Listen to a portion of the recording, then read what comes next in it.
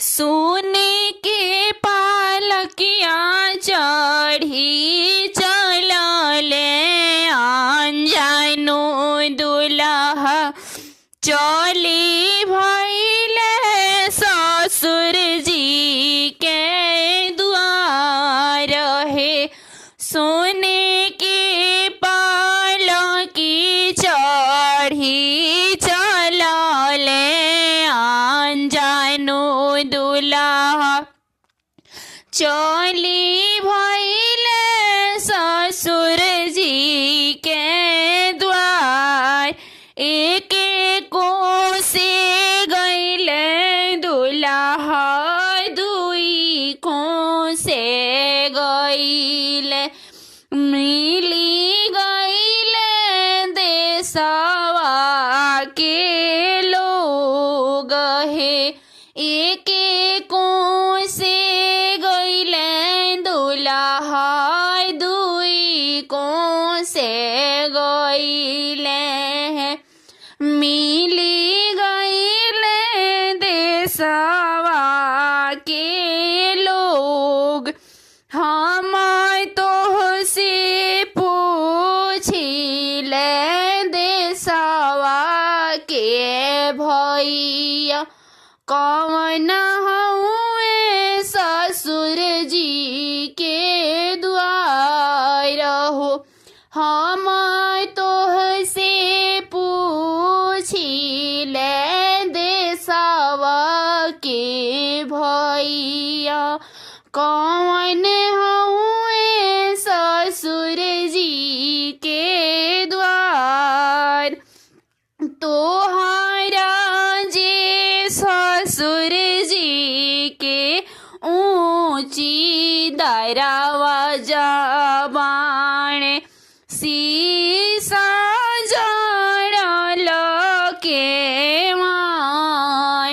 तोहरा ही ससुर जी के ऊंची दरवाजा बाण शीशा जड़ल लागल के मार। सासु रे पूछे सरहज दुलारी पूछे काहे बाबू छे बरियात। सासु रे पूछे सरहज दुलारी पूछे काहे बाबू छे बरियात। पापा जी कवनी साहेब रूसी के बैठिल एही से ओछे बरियात। पापा जी कवनी साहेब रूसी के बैठिल एही से ओछे बरियात। बहिया पकड़ी बाबू पापा के उठवती है पैया परी जाई तीनों हो। बहिया पकड़ी बाबू पापा के उठवती पैया परिए रौरा जाइती साजी के ले अइती बरियात है। 12 बरिसावा के हम रोकावना दुल्हा खेलाना चले ले बड़ी दूर है। 12 बरिसावा के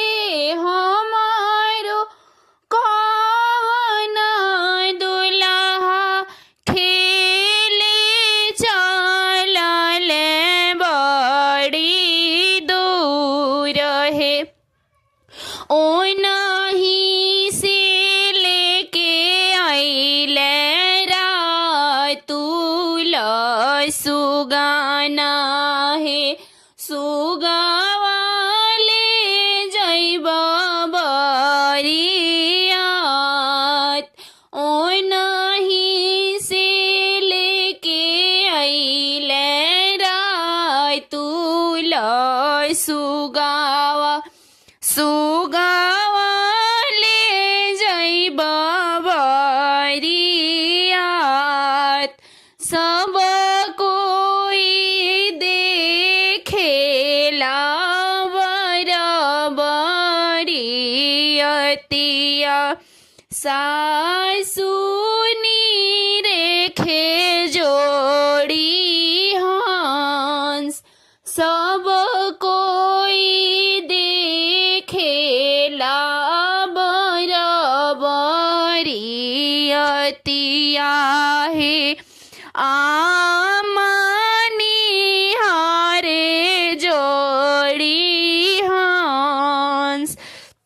ऐसन दुलरवा माई है कतहूँ ना देखनी। सुगावाले अइले बरियात। एतना दुलरवा माई है कतहूँ ना देखनी। सुगावाले अइले बरियात। अपना जे माई बाप के हम ही दुलरुआ है। सुगावाले अइनी बरियात। अपना जे माई बाप के हम ही दुलरुआ है। सुगा